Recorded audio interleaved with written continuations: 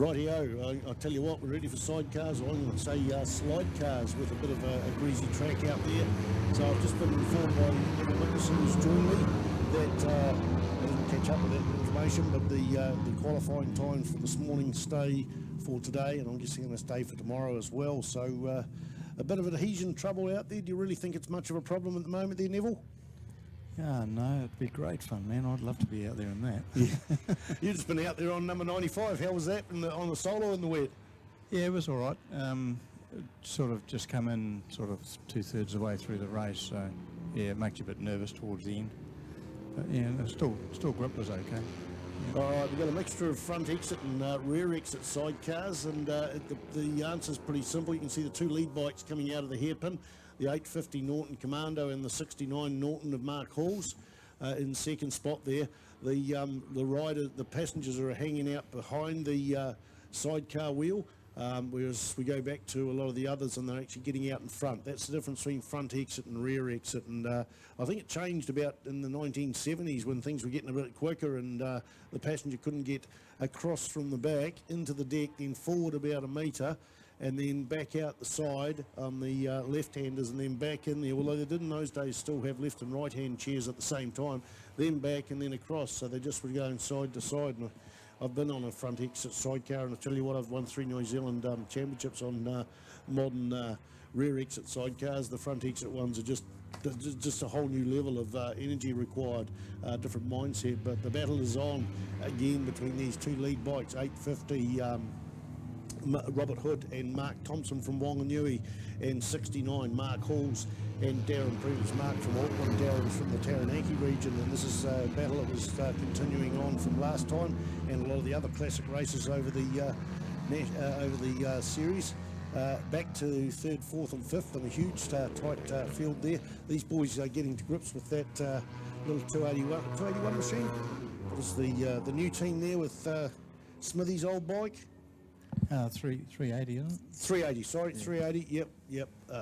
Yeah, Scrutiny didn't pick up that the numbers are not much bigger than a letterbox number. But anyway, they're in 4th spot there.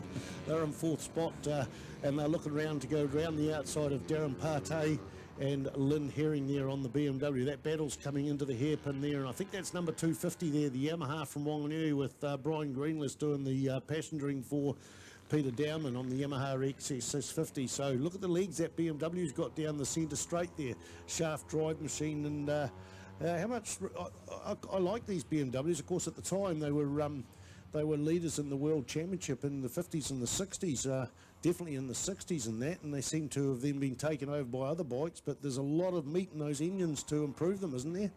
Yeah, those little 500 Rennsport BMW twins, and that were successful right from the early 50s right through until the pretty much late 60s, late 60s really. Oh, we got a battle going out in the front, and it's a change of position coming up into turn 1. Mark Halls has taken the inside line into tyre. Oh, yep. What happened there, Neville?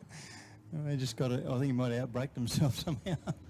Longer line there for the Whanganui machine, the 850. It's around the outside trying to, but that 850 just got the drive on the inside. This is a great sidecar battle.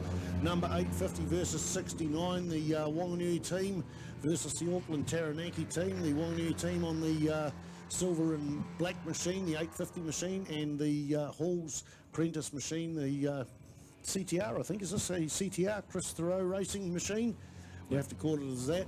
In second spot, got the legs down the centre straight. We're going to look back to this battle for 3rd and 4th between 457 and 280, and that's coming to you through the S's there. Boys getting to grips with it. The 280 machine there, 380 machine, sorry, Dave Black and Dan Frazen. Do you know if they've had much experience on sidecars as yet? Yeah, well, Dan, he got introduced with sidecar racing by my daughter in Australia, and he did a little bit over there in classics. I don't think he's been on a modern one as such, but Dave was also now racing a 1300 Hayabusa that belonged to Phil Sowersby, and I think Dan's going to be doing some swinging on that as well.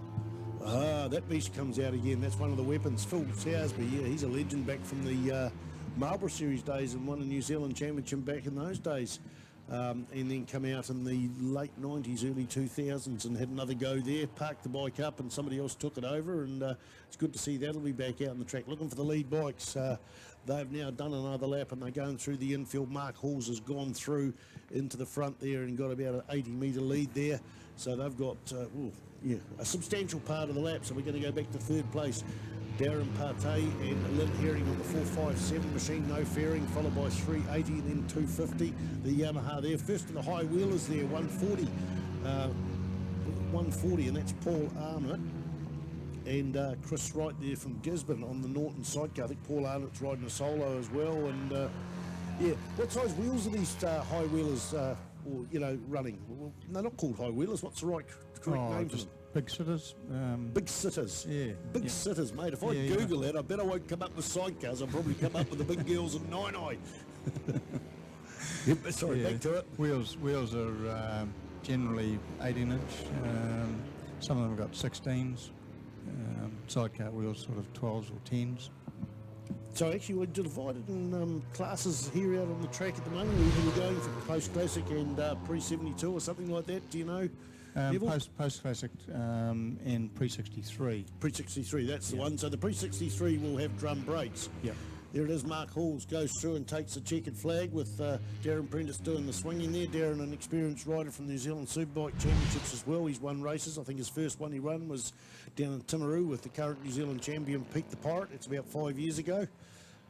And good to see him back at the track. He's doing a bit of stock car racing in second place, 850, Robert Hood and Mark Thompson. We're looking out for that battle for third place down around the big... In fact, look at the battle there. The Triumph goes round, the 380 machine goes round the outside there, coming onto the front straight. They've been foxing all the way through and knowing they could get through ahead of Darren Partey and Lynn Herring. Partey and Herring got the legs, but not enough to take it. That's a good, solid third place for 380 there, and 457 there. Darren Partey and Lynn Herring in fourth spot.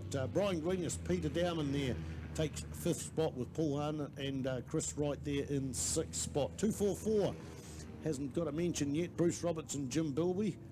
Ahead of them was Artie Roberts, and who's Artie Roberts' passenger? Michael Dowman as well. So that's